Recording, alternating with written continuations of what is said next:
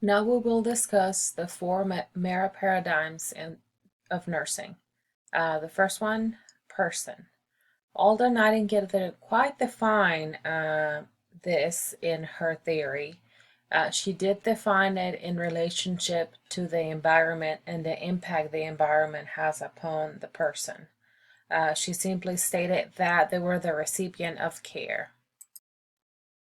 The second concept is the environment.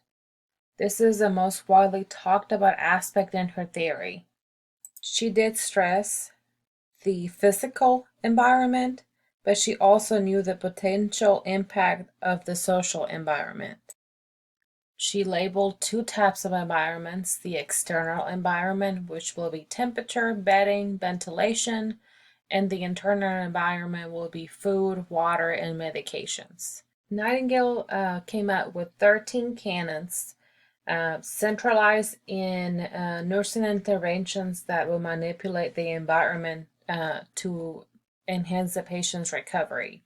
Ventilation and warmth, noise, light, to name a few. Our third concept is health. Not quite defined in her theory, Nightingale did believe that the nurse should provide care for the healthy and the ill.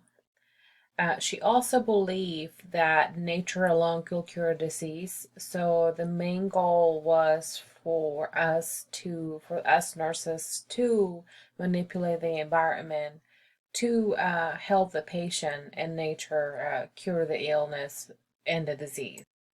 Our final concept is nursing. Nightingale defined nursing as an art, a service to God. The nurse's main function was to alter the environment so that we can put the patient in the best possible condition for nature to act upon him. Our main goal as nurses in this theory was the patient health.